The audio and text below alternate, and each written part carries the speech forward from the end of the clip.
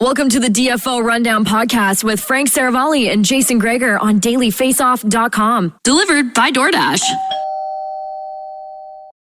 Welcome to episode 107 of the DFO Rundown. I'm Jason Gregor, welcoming in Frank Saravalli. We're going to have newest member of our team, Matt Larkin, joining us as our guest today. Frank, we're recording this on Thursday night. And the New Jersey Devils laid a beat down on the Pittsburgh Penguins. I've been reading a lot that people think that the Penguins peaked early and now they're struggling. I think it's a little too early yet to say that, or do you think there's some truth to it? I think it's way early. Like, this team was just cooking 10 days ago. Yeah. And we're still 3 weeks plus 3.5 weeks to the deadline, which means there's another quarter of the season after that. I mean, I don't like, we're 30 some games to go. Like, I don't think we're anywhere near that territory yet. Yeah, no, I would agree with you on that wholeheartedly. I do want to talk about one player though, who's just on fire right now, and that is Patrik Laine. I know he was banged up, but Patrik Laine came into the NHL and he took it by storm. He was just a sniper, scoring 40 goals for fun. It was dynamic. It was a really good quote. And, then things didn't work out in Winnipeg. He leaves to go to Columbus, and it hasn't been great early on. But now that he's healthy, man, these last 11 games, and it's not just that he's producing, Frank. It's the type of goals when he's scoring. Like, he is still one of the more dangerous shooters. Like, I put Laine in the same category as a pure shooter as Matthews and Ovechkin. Without question. The problem is he's not consistent. I mean, he goes these stretches where not only do you not see him, like, you don't even notice him, but then he goes on a stretch like this where he does something that so few players in the league can do. They're still playing the third period tonight, but he's got 13 goals now in the last 10 games. How many players in the NHL can put up 13 over 10? How many guys put in 13 in a year, Frank? No, you're right. I mean, it's funny you said that, because we just, I mentioned Alexander Texier from Columbus today in our icebreaker segment about him being a guy that the Columbus Blue Jackets are taking calls on. He has 11 goals this year. He's on track for 25 in a full season. Patrik Laine's already done that in 10 games. Yeah, no, it's such a skill, and it's hard to score consistently. I think sometimes, you look at the goaltending and how they're taught and the defense now, and everybody's a better skater, but to be a guy who can score from distance consistently is what's impressive to me. Like, Laine his shot is so accurate and so hard that they can beat guys consistently, from distance. And that, like, Laine is one of those guys where I've been kind of like, man, he was on the side of a milk carton for a long time. And I know that injuries played a part in it for sure. But man, when he's back, the league's just better. Like, I like having more guys like him in the league. And I'm with you, because I think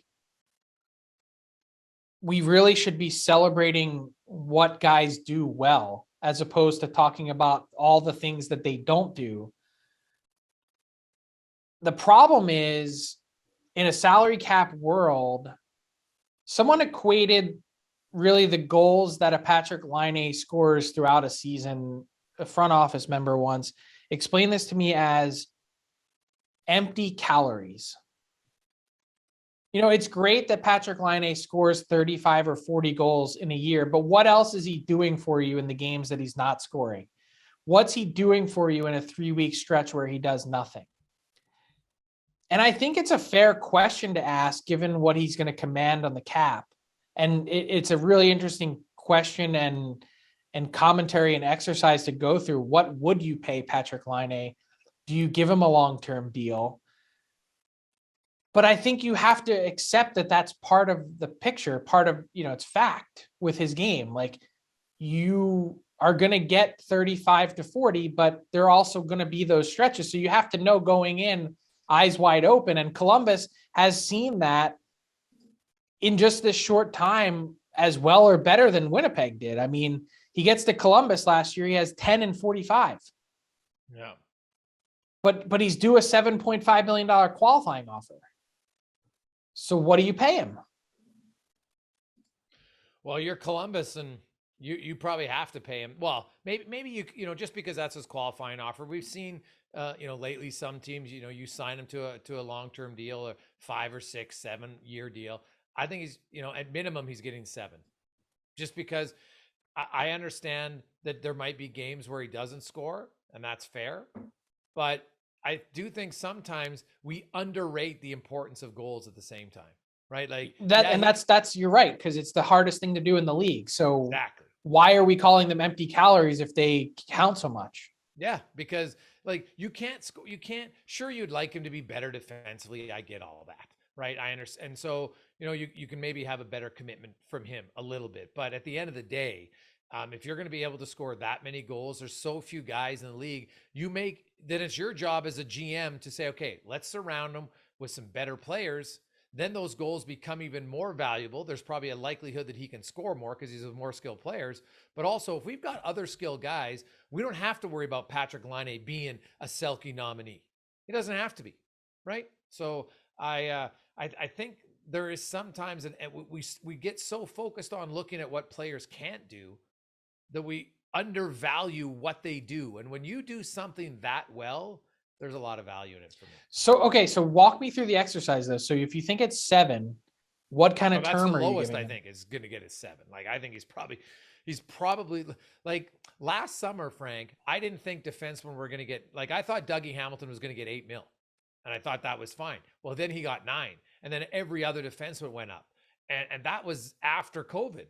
So Patrik Laine, if Patrik Laine ends on a heater, and what if Columbus gets close? I think it's still hard to catch Boston, but let's say Columbus gets close and they have this run, and all of a sudden Laine finishes the season, because he's only played 31 games, right? And he finishes the season and he's going to play only 60 games and he finishes with 35 goals or 40. People are going to say, oh my goodness. And they're still going to believe that that's the real Patrik Laine. So he probably gets 8, like qualifying him at 7.5 really probably won't be that difficult if he scores 30 goals in a season where he misses 20 games. Times what though? That's the other part of the equation, is the mental part. I think Patrik Laine is one of those players that's best served to be always chasing the carrot. If you give him a 6-year deal or a 7-year deal, what does it look like? Yeah, I mean, he's a young guy, so obviously there's no concern about, the fall off, but is he one of those guys that just gets comfortable? Or is he one of those guys, because of the pressure that he faces, and he sometimes, it seems to be the way he beats himself up publicly in the media with the things he says about his own game, is he one of those guys that's the exact opposite, that craves the term, would be more comfortable and settle in and is able to be himself? Well, I think the big thing for Columbus is if Patrik Laine wants to commit to you, I think they want to commit to him, right? Like they haven't had a lot, like an elite goal scorer commit to your franchise. So I like, it's like a lot of people question Bill Guerin and signing Kaprizov so quickly after only 1 year. And obviously, Bill's done very well. It looks like he's a great player, but it's also, that's an organization that's been looking forever for an elite goal scorer. Like, you had Rick Nash for a long time, really good player, but never like that electric of a goal scorer. So if Patrik Laine comes to you and says, hey, you know what, you guys commit to me at 7.5, I'll commit to you for 7 years, I think it's really hard for Columbus to walk away from that. And maybe, and if in a number of years from now, it's a bit down the road still, that the cap really goes up a lot. Once they pay off this escrow debt, maybe 7.5 looks pretty reasonable for a guy, even if, I'm doing air quotes, gives you empty calorie 40 goal seasons. Dude, if he can be a consistent 40 goal scorer, he'll get more than that, right? Like Jeff Skinner, but that's the point though, is this is your opportunity. You're locking him in, or you're letting him, you're trading him. Yeah, I think honestly, Frank, like I said, the lowest it would be is 7. I think realistically his contract's going to start with an 8 or 9, just because he's goal scoring is just hard to find. And Columbus is an organization that's going to want to keep him. It's funny that I keep saying empty calories. Don't I know something about that? Touche. And hey, before we get to our newest member of our team, Frank, we do want to send our thoughts. And it seems very hollow to say this because of what's going on right now in the Ukraine with Russia attacking. It's an awful situation. And I think in North America, I can only speak for myself. At times when I talk about freedom, I'm not sure there's a more free place when you see what people in Russia and Ukraine are going through right now. And we have the freedom to complain about any government we want and anything like that. And there's no real persecution at the end of the day. And man, I feel for that. I hope that the world is watching and they do their best to try to end this as quickly as we can, because it's awful. And there's unfortunately a decent hockey connection to this as well. Yeah, there is. I mean, look, Vladimir Putin, hockey's been a big part of his social construct. It's his way of ingratiating himself a little bit and making himself seem a little bit more normal to the rest of society in Russia. And that has had a trickle down effect to not just NHL players, Alexander Ovechkin, Evgeny Malkin among them, but also on the international stage as it relates to the game in general.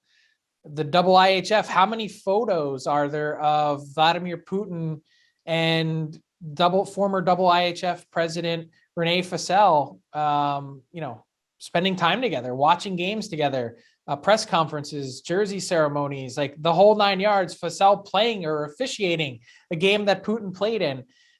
And there's been this sort of quid pro quo that has existed with Russia and the IIHF. They've been awarded a lot of events. Novosibirsk and Omsk in 10 months from now, supposed to host the World Junior Championship. What about the men's worlds in St. Petersburg in next May?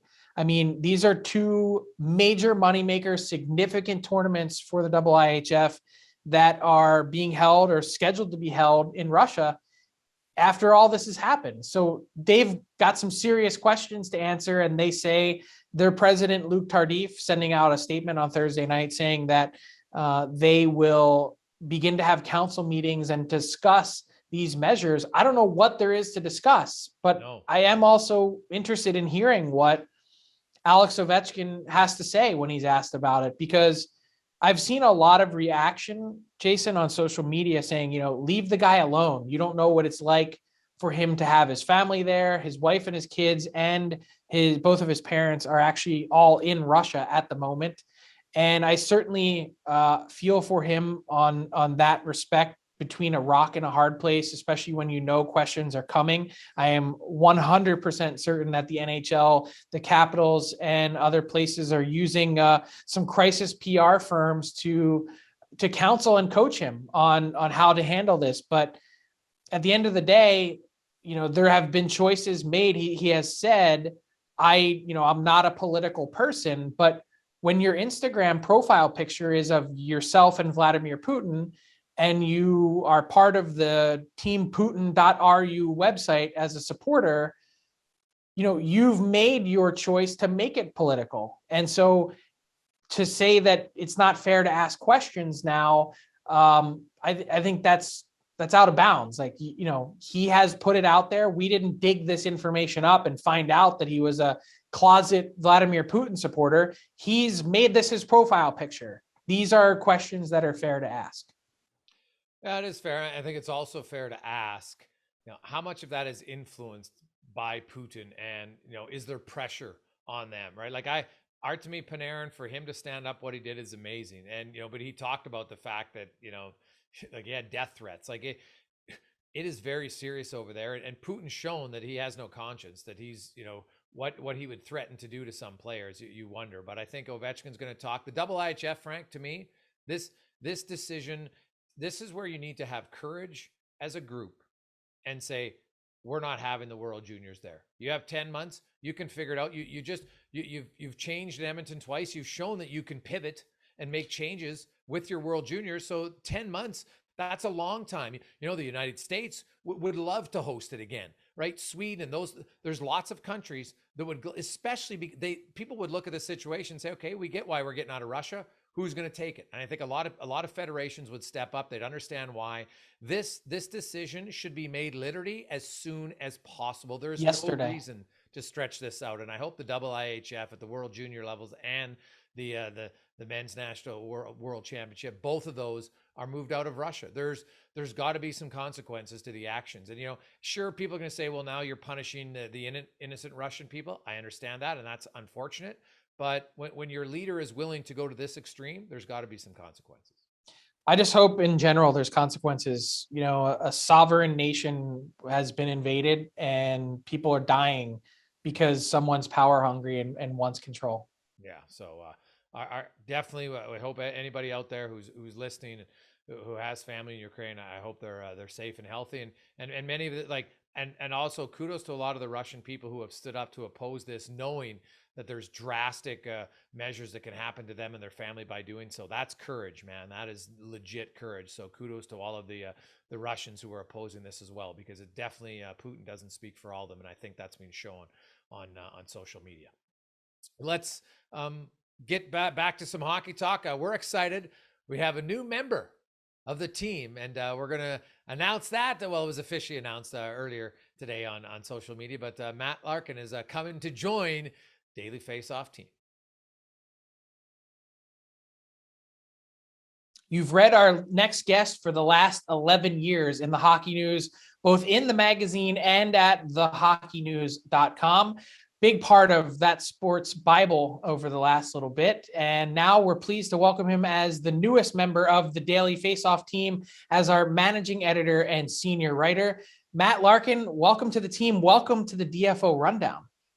Thank you so much, Frank. It's very exciting. I feel like I just got traded to a new team. This is my first shift right now. I'm hopping over the boards and I'm pumped up. My palms are sweating. I'm so excited to work with you guys. It's going to be amazing. Palms are sweaty, mom's spaghetti. It's funny you say that, but this is like in our industry, this is like the closest you get to actually putting on a new jersey. So it's funny that you said that, because I felt a little bit of that same last year. It's like you actually are changing teams.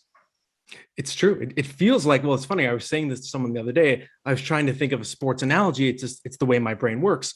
And I was thinking of myself as Marc-Andre Fleury in 2017, because Daily Faceoff is the rising power. It's like I'm joining the Vegas Golden Knights. I've been in one place for a long time, just like he was in Pittsburgh. And it's sort of that leap into the unknown, which is extremely exciting and a little scary too. You've been in one place for a long time, but I'm ready for a new challenge. And I mean, you can see I'm smiling ear to ear. I'm excited just talking about it. Yeah, and we're excited to have you. If you've been following Matt over the years, he's sort of been a one-stop shop in and of himself. Features, interviews, reporting, you name it, fantasy hockey, draft stuff. He's been all over it. So Matt, if you're not following Matt already, by the way, M Larkin Hockey on Twitter. What are you going to bring to the table at DFO? Well, I like to think of myself as a Swiss Army knife of hockey. So I will be bringing lots of different things. I love to talk. If you've been following me in previous podcasts, you know that I like to talk. I'm a hyper guy. The podcasting life will still be a big part of what I do. Big features has always been a bread and butter of mine, getting sort of to know big name players, how they tick, where they came from, what are their families. Those long reads you can curl up with on a Sunday morning. That's a specialty of mine. And of course, fantasy. I've always been a big fantasy guy. I love to do rankings, and I love to go deep on the rankings. I like to give you little nuggets on each player, not just a list. I want to go through and tell you why you should or shouldn't pick every player. That is going to be coming with me as well. It's a big part of what I do. And I just love to follow the game. I'm a person who believes there's still a lot of fun to be had enjoying hockey. I think a lot of the hockey universe right now sometimes forgets that. And it's good to sort of partake in the joy and focus on the fun stories that happen in the game. Well, one guy who's having fun right now is Mr. Laine from a fantasy perspective. And, he's healthy and, man, he's just on fire. I think he's got 11-game point streak now, third longest in Blue Jackets history. And, Matt, when you go, because I remember we could go way back on my show, you and I talking fantasy hockey. And I played a lot of fantasy football. Like fantasy hockey, I find is a real big commitment. Like I respect those who do it. I just found it's harder. Have you found over the years, can you do fantasy hockey without the commit? Like I found like I just had to commit a lot of time to it. Is it still the same, or can you play fantasy hockey and really only have to be committed part-time? Well, there is a casual way to do it. So it's sort of the old school office pool where you're writing picks down on a piece of paper. That's the casual format. Maybe you don't even have trades or roster moves in that league. You pick a big roster, you hope nobody gets hurt, you set it and forget it, as they say in fantasy. So those types of pools still exist, but I think they're becoming more rare. Now we're in the era of Yahoo, of DFS, of head-to-head leagues, and they function more like what you'd see in a fantasy baseball format, where it's a season-long grind. You might have divisions, rivalries, you're making lots of trades. You might have free agency bid, a budget you can spend on the waiver wire, all that kinds of stuff. So it is an era of peak customization. If you want the simple experience, you can find it. If you want the daily experience, of course, DFS, Daily Fantasy Sports, you can find that as well and not have to worry about managing a team throughout the course of the year. But you can also get that deep experience, which is what I prefer. And if you followed me before, I always talk about, I play in one league. I don't want to experience having multiple teams. I want one league. I want to feel the stakes that you feel in real life. You get one shot every year to succeed. And if you don't, that's it. It's over, right? And I want to feel that kind of thrill. Put yourself in the shoes of a real GM where you can't say, hey, Kent Hughes doesn't get two teams. He doesn't get two shots at this. He gets one team. And that's sort of the fantasy experience I like to cultivate myself. Well, Jay, did you, before you were married, did you have any commitment issues? Yeah. You're like, I don't want to commit. I don't know. Buddy, time's valuable. So I look at, but I will say this, Matt, I think listening to you, we might have to have a DFO fantasy league starting for next year. I think that could, just for bragging rights and chirp, I think we could get on that. I'd like to wipe the floor with Frank for a bit. I would be awful. I would be so bad at that. Oh, yeah. I'd love it. Just the chirping. Your Remchuk and Matt would probably be the two most serious players. There's no question about it, but that would be a lot of fun. Now, Matt, I know you do a lot of features, but I think fantasy sports, specifically for hockey, has really grown and evolved, over the last 5, 6, 7 years. And a lot of fans, the fantasy experience, like I know for me, I became more of an NFL fan when I played fantasy football, right? I've been a diehard hockey fan. So how, for the diehard fans, do you find fantasy can maybe make you even more of a fan?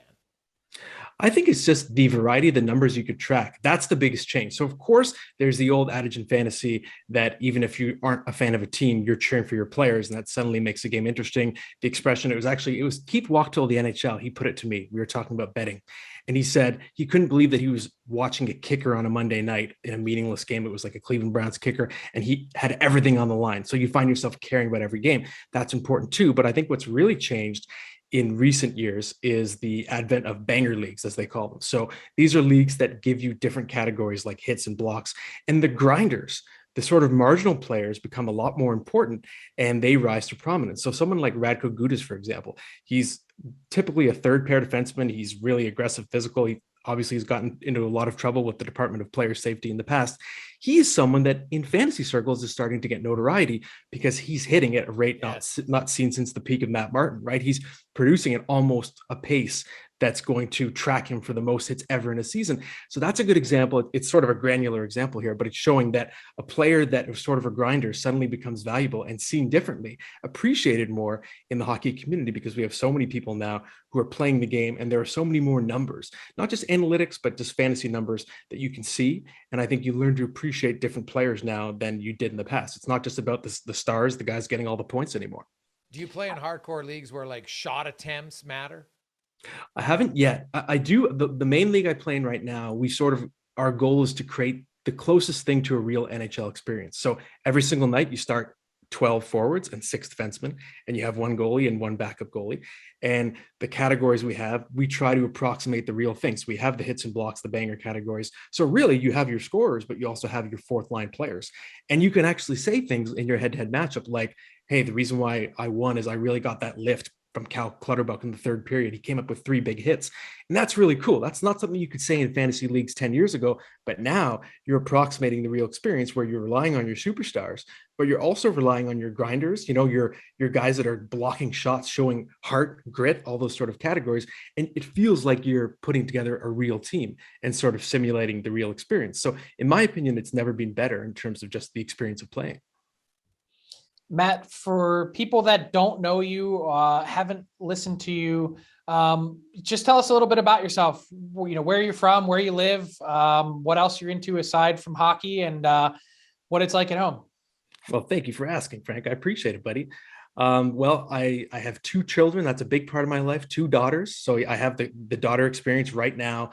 They're 5 and 1 year old, but every time I watch an episode of Euphoria, I'm absolutely terrified just picturing what the experience is going to be when they are teenagers. I live in constant fear of that. I live in Toronto right now. I'm married, and the general lifestyle for me, I'm obviously a sports nut. I always have been sort of obsessive. I was the kid that was collecting the sticker books in the 80s, reciting stats, memorizing stats. But the other part of my personality, if you followed me in the past, is I'm obsessed with pop culture, specifically movies. So I tend to sort of bleed things together. Sometimes you'll see a reference to a movie when I'm referring to something happening in sports, or vice versa. That's sort of the way I operate. So big hockey guy, of course, big sports guy, big baseball guy, big football guy, but also really big movie guy. And I'm snobby too. I like the good stuff. I like my HBO, the Prestige TV, all that kind of stuff. So if you ever want to ask me, what did I think about the new trailer for the Batman? Do I think Robert Pattinson is a good Batman? I do, by the way. Think he's fantastic. I can talk about that too. So that's the best way to sort of summarize me: a sports guy, hybrid pop culture guy. Born and raised in Toronto? Born in Ottawa. So I actually was there when the Senators were just getting off the ground. I moved when I was 10 years old, but I was there for the really early days. We're talking Norm McIver, Brad Marsh, Peter Sidorkovich. Civic Center days. That's right. I scored the first goal of my life in the Civic Center when I was 8 years old. So Ottawa is my original hometown. As a result, I kind of laugh when people in Toronto talk about cold and snow, because it's nothing compared to what you get in Ottawa. And of course, Jason, what you get out west. But Ottawa is the original upbringing, but most of my life, I'd say the majority, my adult life, is a Toronto boy. So I've gotten used to that as my home now. So before you became a journalist and ditched your fandom, what was your team? Oh man, it's funny. I was wondering if you're going to ask me this, Frank, because I have never revealed it before. I've kept it close to the vest for fear of ridicule. Well, now you have to be honest. Now I'm on the spot. You have to come spot. clean. Okay. I'm going to do it. I can't believe I'm going to do it. And I'm going to get roasted on Twitter for this, I'm sure. I'm not saying this is a team I cheer for anymore. As you guys know, once you're in the business, it's not the same. There's a disconnect. But as a child, I grew up cheering for the Toronto Maple Leafs. The Ottawa Senators had not been born yet. Obviously, the version in the 20s, but we're talking the new incarnation of the Ottawa Senators. They didn't exist yet. In Ottawa in the 80s and early 90s, you were either a Leafs fan or a Habs fan. They were, Ottawa obviously sandwiched in between them geographically. So those are the debates in the schoolyard. I was a Leafs fan. I'm talking the early days, the Cliff Fletcher days, the Dougie Gilmore, Wendell Clark days, the Wayne Gretzky high stick days. Yes, that was all part of my childhood. That's the kind of thing that brought tears when I was 10 years old.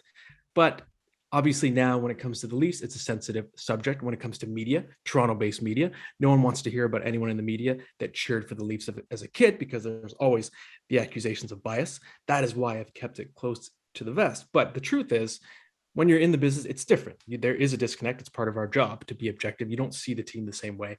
Mm-hmm. And when I say fan, I'm talking more about the bygone era, maybe even the Pat Quinn era as well. Pat Quinn era, that was like the best era for Leaf fans in the last 50 years. No question about it. They had some playoff success. Matty, I know you've been at the Hockey News for a long time, and you study the league a lot. Give me your, speaking of the Leafs, let's stick with them. And is Jack Campbell and Mrazek, are the cracks being shown, do you think, or can they rebound here and compile that with the injury to Muzzin? Are things suddenly looking dire in Toronto? I think there is cause for concern. And I think you could argue that Kyle Dubas painted himself into a corner by signing Mrazek in the summer, because it's not like Mrazek has a sparkling track record of sustained success and health. And you're shelling out a pretty decent sized cap hit, obviously more than what Campbell's is this year, for a goaltender that is not guaranteed to be an above average contributor, has not been for significant stretches of his career so far. And with Jack Campbell, there was always the risk that he could falter. It's strange because you want to think of what Campbell has done in the last, let's say, calendar year as legitimate. It fits his pedigree. Of course, we know he's a high first-round pick relative to goaltenders. He was a tremendous junior. He won gold with Team USA. Everyone knows the story, right? That was his pedigree. So the good version of Jack Campbell, that is what Jack Campbell was always supposed to be. But obviously his route to get here was very circuitous. And we know there are some problems with the space between his ears. I don't think there's a player I can remember that is so open about his performance, that is so hard on himself after every single game. He reminds me of myself when I play softball. I get in my head, getting big slumps. And with Jack Campbell, he shouldn't be beating himself, but you worry when he gets into a slump more than I think as is the case with most goaltenders. You worry it can become something bigger because he gets in his head. He's so hard on himself. You can hear his teammates try to ease up on him or tell him to ease up on himself rather because he gets in his head. So now you have a problem where you have Campbell who's starting to slip. Obviously his play has really slipped in the new year, but you don't really have the safety net with Peter Mrazek. So what do you do with that cap hit? I do think you have to consider kicking the tires on someone like a Braden Holtby when it comes to the trade deadline, if you can shake him loose from Dallas. I think it's a possibility because obviously Dallas is going to give the net long-term to Jake Ottinger anyways, but someone like that has the big game experience would be, I think, a good backup for Jack Campbell. Obviously it means moving money around. You have to do something with Mrazek if that's the case. But I think Dubas has to think of it as, I think, possibly his last stand. You can't bomb out in the first round a sixth year in a row. You have to pull out all the stops. And that means getting that upgrade in net, or at least the safety net. And that could actually help Jack Campbell take the pressure off if he knows there's someone that can help him, that he can learn from. And I think, if you look at the Ilya Lyubushkin trade, that's not addressing the need. We know the need is a right shot defenseman to play with Muzzin, but we're talking second pair. I think long-term, the upside of Lyubushkin is more bottom pair, right? So I don't think the work is done there. Whether it's someone like a Josh Manson, I think it's got to be someone that has some sandpaper to his game. We've seen time and again, teams pick on Jake Muzzin, especially in the playoffs, because there's no other physical presence you have to answer to in Toronto, in my opinion, in the top four, especially the guys playing the big minutes. And we've seen Muzzin time and again get banged up because teams, they like to pound him on the forecheck, right? So I do think that Dubas has to explore the market for that legitimate top four right shot defenseman.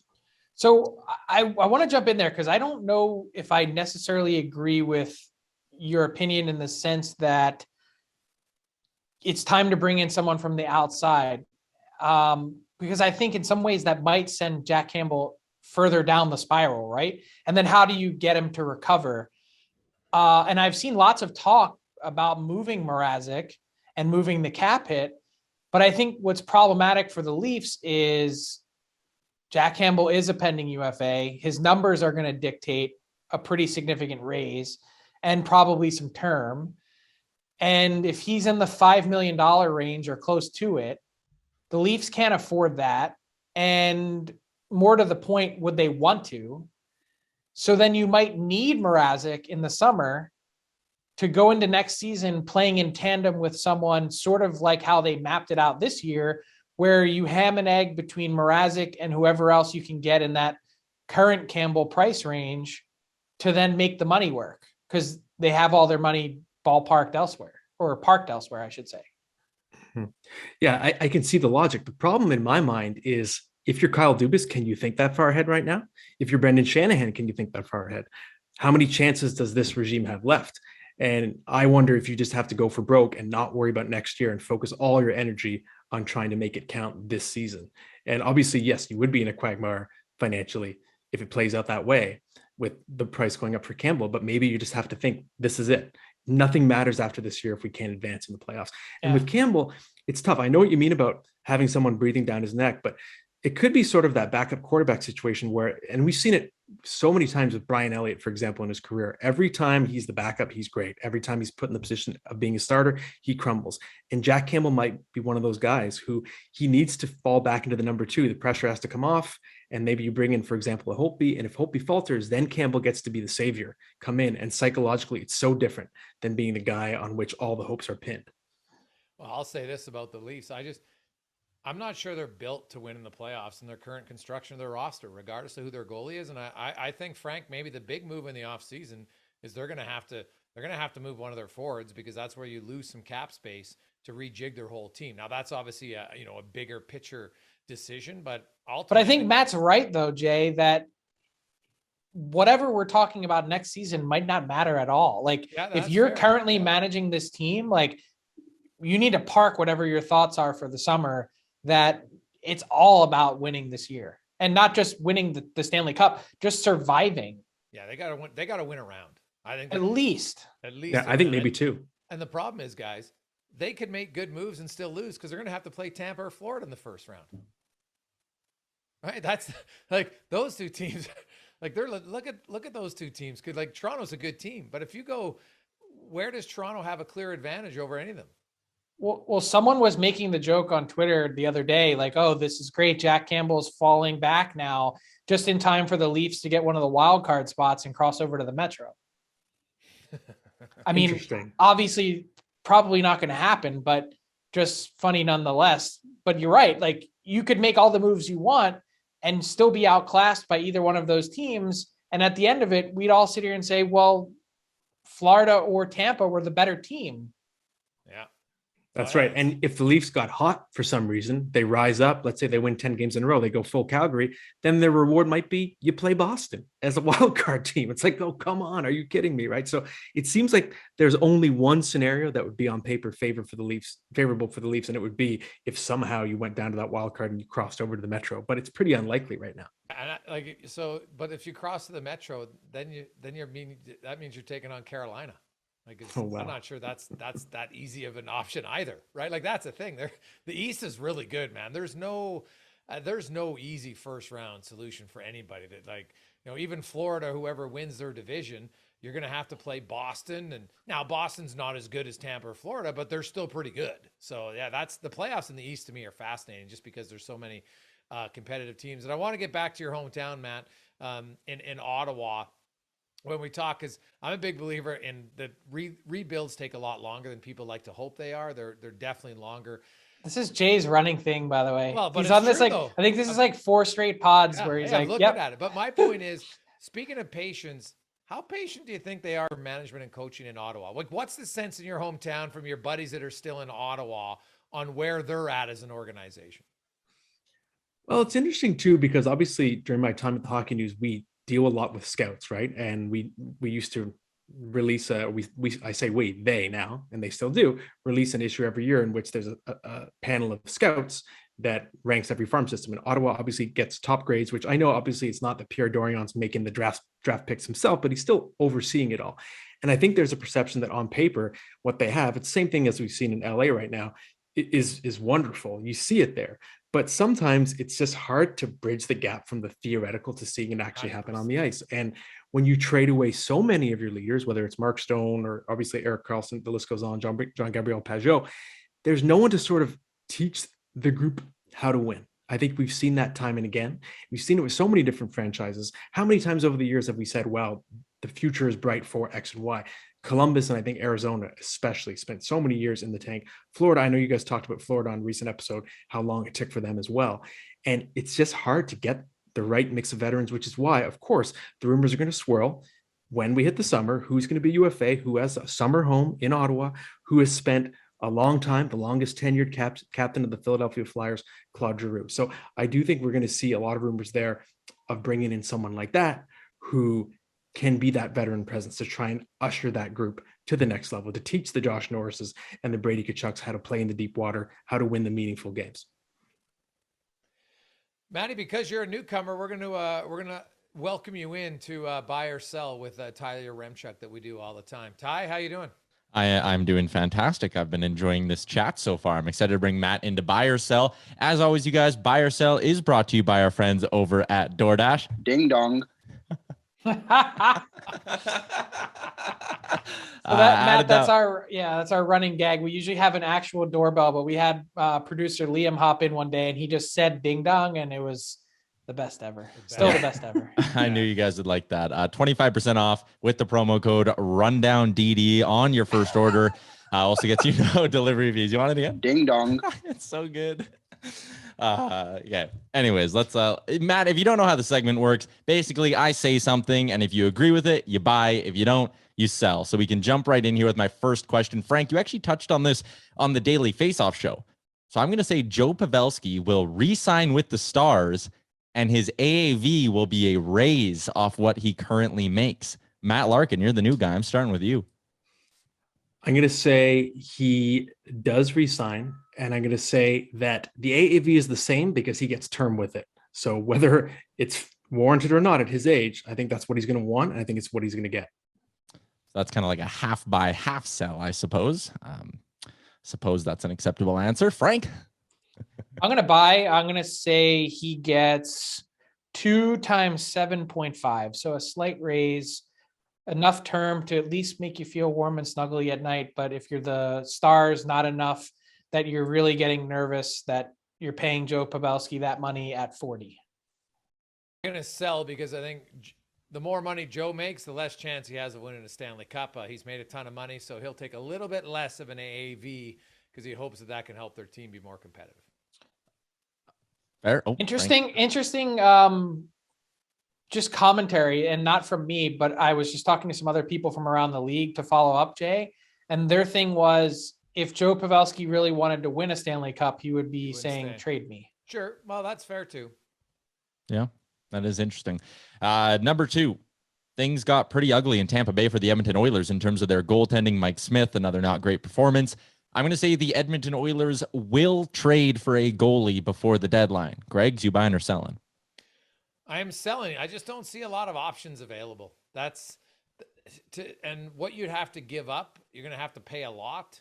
So I don't see it. I think they're going to hope that the internal solution comes from a split of anybody, which could include Stuart Skinner. He's got their best numbers. Granted, it's only 12 games, but he's got the best numbers of any Oiler goaltender. And I said at the start of the year, the Oiler goalies just need to be between 9-10 and 9-15, and they'll be fine. I don't think they're a Stanley Cup legit contender anyway. So to blow your brains out on a subpar goalie at the deadline makes no sense. So I will sell and say they do not. Frank? I will buy, and I say they have their next goaltender in place before March 10th. I don't think this can go on much longer. I think Ken Holland resisted change on the head coaching front. 6 weeks too long. I think this goaltending situation has percolated way too long. I think they're in a spot where their players can say all the nice things and all the right things about Mike Smith and about Mikko Koskinen, but I don't know how you could present to your team that you're doing everything you can as a manager. No one said this job was easy. There's salary cap constraints. There's, acquisition costs. Just do it. Get the job done. The Edmonton Oilers are the only team in a playoff position with a sub 900 save percentage. Let that sink in again. Sub 900. You have to do something. Not acting, not trading for a goalie, even if it's a warm body, is negligence. Matt? I'm going to say buy. And don't forget, just because they do it doesn't mean it's going to be a good acquisition, right? So we're not saying they're going to get Ville Husso. I don't think they're going to be able to shake him loose. I don't think they're going to get Marc-Andre Fleury, but maybe the price drops. You wait long enough, you get a Joonas Korpisalo, who maybe isn't even an upgrade. But I do think we're going to see something happen because there's so much urgency there. It's funny because it's not hindsight 2020. It was foresight 2020. We all knew in the summer that they needed to address the goaltending, and they didn't do it. And here we are. Yeah, I think I'm going to buy, but I'm also with Jason a little in the sense that I think they're foolish for not giving Stuart Skinner a little bit more of a run here and keeping him up with the big club for a while. Third question I got for you. He's won a Rocket Richard, a Hart Trophy, a Stanley Cup. He's going to be top 100 in goals by the time his career's done. World Junior Gold, 2 Olympic Golds, and he's a member of the Triple Gold Club. Is Corey Perry a first ballot Hall of Famer? Matt, you buying or selling? I am selling. I have a sort of unofficial Matt Larkin Hall of Fame. And my question is, were you one of the best 3 to 5 players at your position for at least 5 consecutive years? I don't know if Corey Perry was. I think it was close. Obviously, he had the 50-goal season. He had the Hart Trophy in 2011. But I don't know if he was that good that long. I think to me, he's Hall of Very Good. See, this is how I know Matt worked at the Hockey News, because legendary Hockey News editor, managing editor Steve Dryden has a very similar criteria, and we actually know whether or not he was one of the 1, 2, or whatever best players at his position for a period of time, because we have the end of season all-star balloting, and Corey Perry was a first team all-star at the right wing position for 2 seasons. No other time was he in the top 5. He does have a heart, which usually is enough to get you in. I'm going to sell. Not only is Corey Perry not a first ballot Hall of Famer, I don't think he's a Hall of Famer at all. Jason? I'm definitely selling. He's not a first ballot Hall of Famer.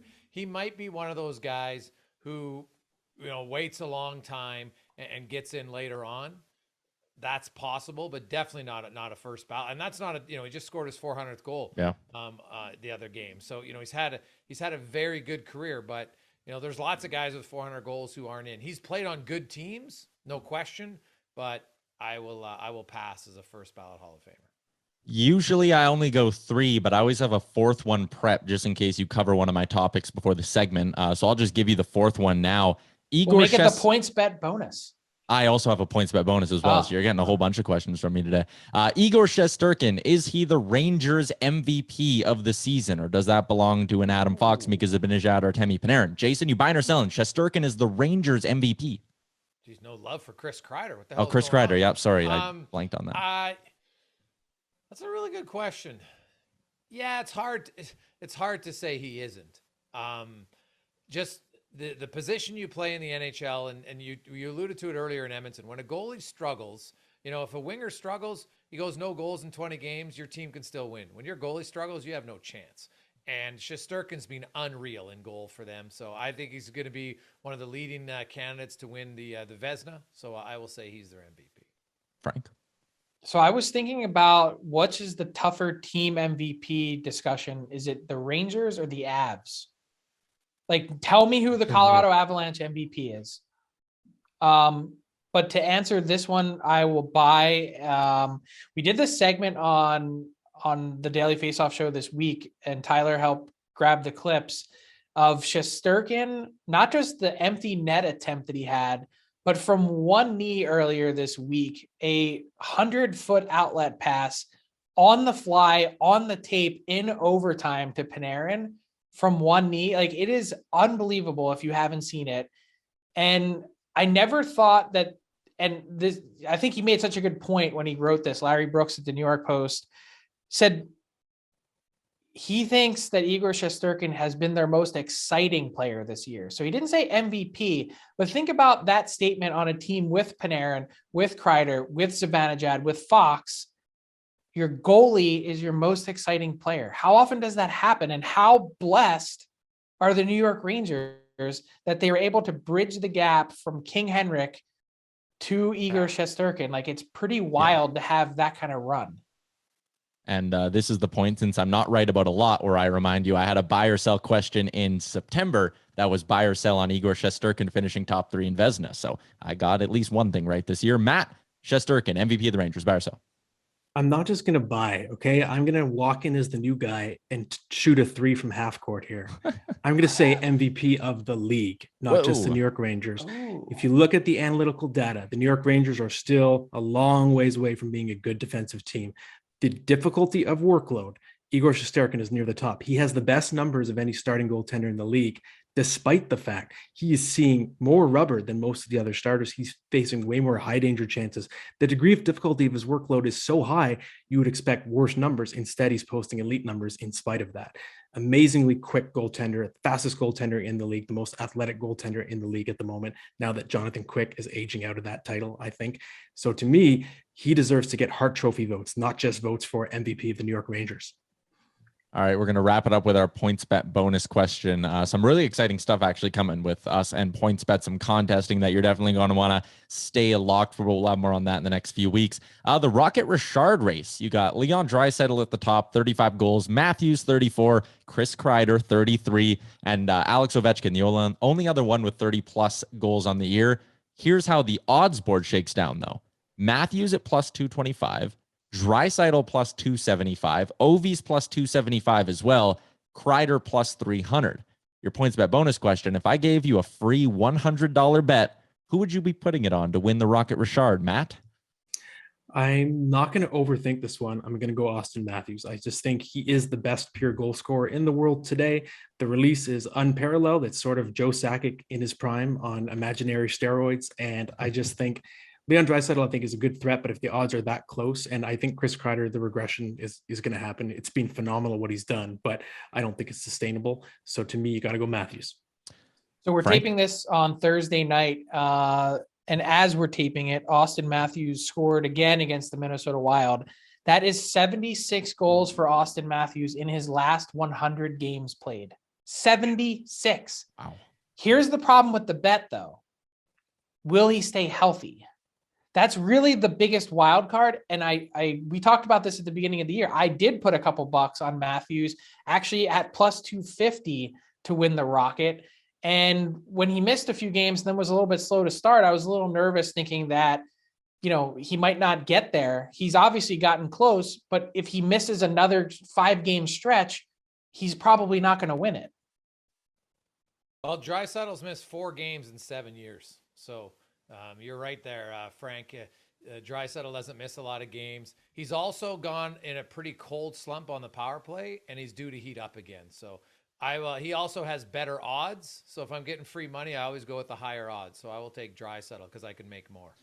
I managed to snag them both 2 weeks ago, and they were each plus 250. So I actually went and put a little on both of them, because as long as one of them wins, you're coming out ahead money on the thing. You just got to, I guess, be wary of Alex Ovechkin going on a heater as well. But that's going to do it for another edition of Buy or Sell, presented by our friends over at DoorDash. God, you got to go with Liam again. You got it only once in a while. It's like a special treat. It's true. It's true. It's not only how he said it, it's his accent that made it even better. It was like if you were to write it out and transcribe it, it would be like ding dong question mark. Like he wasn't sure. Like he was like, what do I do here? Oh, it was awesome. Matty, before we let you go, we always like to end our interviews with rapid fire. And the only rule is you have to answer the question. Okay. You already answered who your team is, so none of these will be any easier, or any harder. Who was the best Batman? Oh, I think it's Christian Bale. I think he's just the best actor to do the role.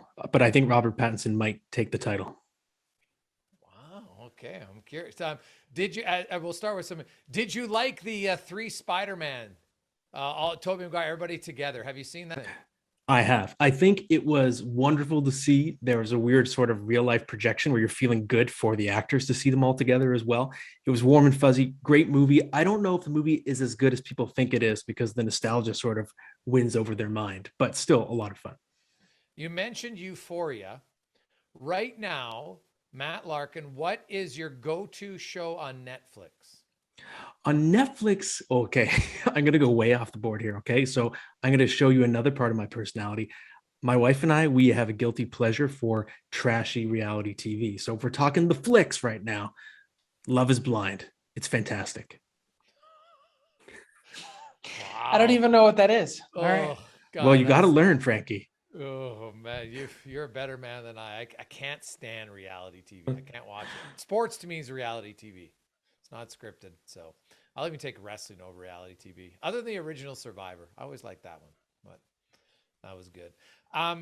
If Matt Larkin's sitting at home and maybe before you're watching Love is Blind, what is your cocktail of choice? Ooh, I'm a bourbon guy. So if we're talking actual cocktail, I just like a bourbon, but I'm not that tough. It's not neat. I'll put some ice in there. So bourbon on the rocks. Woodford Those Reserve. who are watching right now, who uses more hair product, Matt Larkin or Frank Saravalli? I think it's me. My hair is actually pretty wiry, so I need a lot of product to control it. And it doesn't, like, I could sleep and go to sleep and do the show tomorrow and you wouldn't know that I didn't shower. Like, it'll just be the exact same. I think Matt, he's got big hair, but there's not a lot of product in there. Well, I've got you fooled. There is so much product in there that when I wake up tomorrow morning, the pillow is going to be like stuck to my head. So I've fooled you. What's your go-to product? It's funny. I don't remember the name of it. I know that there's the word cement involved in the product. So it's industrial grade stuff. So you're not a dippity. Were you a dippity do guy? Yes, I was. But the problem with the dippity do, okay, is it's so crusty that it starts to crumble on you later and you get this sort of faux dandruff. It's mistaken for dandruff, but it's just dippity do sort of fading away from your head because it gets that crusty. Yeah, that's no good. You have dippity do in Philly, Frank? No, thank God. Because even if we did, I would have never bought it. Just on name alone. Matt, how many times have you won your fantasy league? Which sport? Are we talking just hockey? Well, I'll put it this way. I have been in a fantasy league with coworkers before, but I won it too many times in a row and everyone quit. Oh, that's a flex. Yeah. Humble brag. I like that. What is your favorite fantasy league to play and why? Any sport? I think fantasy baseball is the purest form of fantasy because it's the longest season and there is the least amount of luck involved. It separates, I think, the truly elite fantasy players from the casual, because you just have, it's sort of the cream will rise to the top over that long season, 162 games. And I think it's the most just, whereas football, it's a total crapshoot. Favorite movie of all time?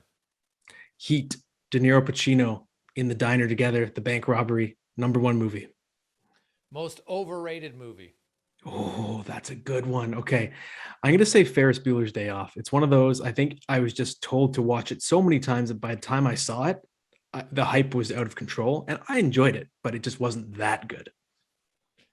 Fair. I like it. Maddie, welcome to the DFO, man. We appreciate it. Look forward to all your great writing, your features, your fantasy stuff, and we will have a conversation off air. We might have a daily face-off league just to chirp Frank more than anything. I just like to be in fantasy for the chirping. I really don't care if I win or not. It's more about the chirping. I just don't want to do any work. I think about hockey enough. I'm good. I don't need any more. Yeah, this will be fine though. This will be great. You'll love it. Tyler and Matt will take it just a tad more serious though. So that'll be perfect. Great. But if you beat them, Frank, just think of the flexing. Wow. Yeah, that would be cool.